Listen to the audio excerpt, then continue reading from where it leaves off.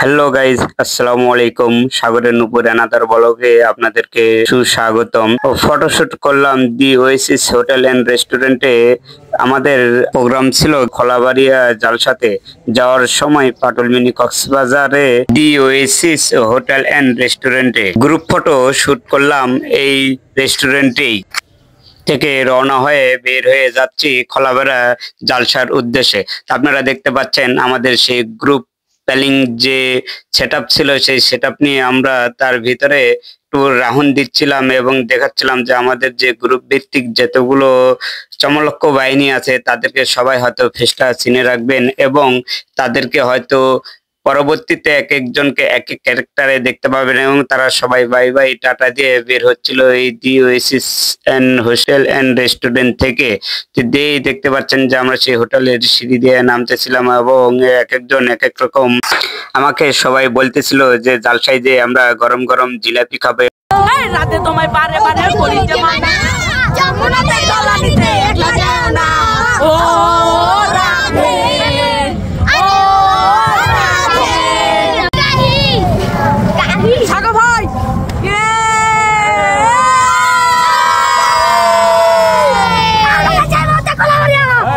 Already আমরা জালসায় পৌঁছে গেছি এবং পৌঁছেই সর্বপ্রথম চলে এসেছি এই জিলাপি মামার এই দোকানে। তা আপনারা দেখতে পাচ্ছেন সেই নাটোরের বিখ্যাত এই শাহী ফুল জিলাপি।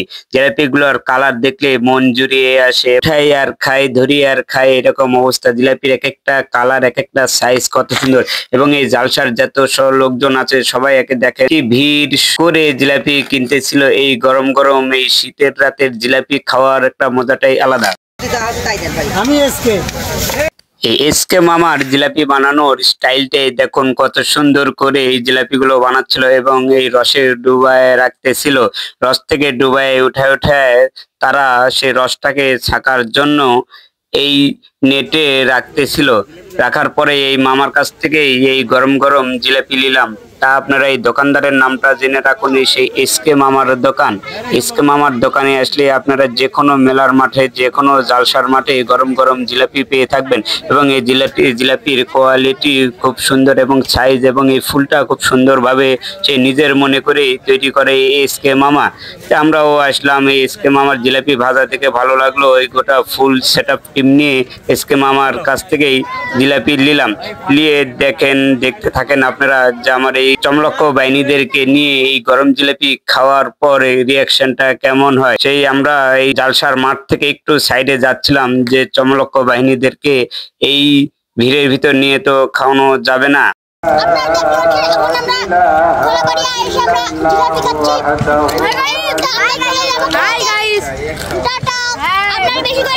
চমলক্ষ বাহিনীদেরকে বলে দিচ্ছি যে যাই যত বেশি খাইতে পারবে তাড়াতাড়ি তাকে পুরস্কার দেওয়া হবে। এই বলেই দেখেন সবাই একে একে খাইতেছিল আর বলতেছিলাম যে সবাই গুনে গুনে খাবা, তাহলে বোঝা যাবে যে কে বেশি খাইছে। তো তাদের সাথে আমিও শুরু করলাম এই গরম গরম শীতের রাতের এই জিলাপি খাওয়ার মজাটাই অন্যরকম।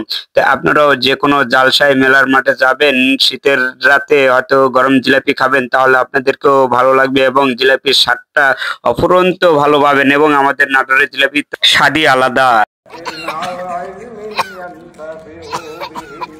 खत्म, bye bye, tata, good bye.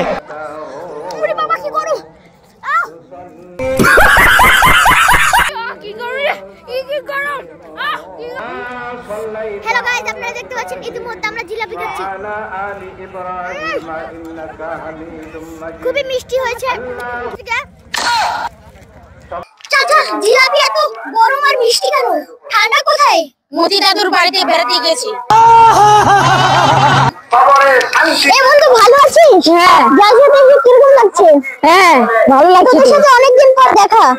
তোমাকে তো অনেকদিন পর পেলাম। আচ্ছা, আমাদের জিলাপি কি হয়ে গেল? জিলাপি কে নিয়ে গেল? জিলাপি কে নিয়ে গেল? আমাদের জিলাপি কে নিয়ে গেল? জিলাপি তো সেই টেস্ট। হ্যালো গাইস, এই চুরি করা জিলাপির নাকি স্বাদই বলে আলাদা এবং স্বাদটা বলে বেশি। আপনারাও খেয়ে দেখবেন। ভিডিওটি ভালো লাগে এই পেজটি ফলো দিবেন এবং লাইক কমেন্ট শেয়ার করবেন।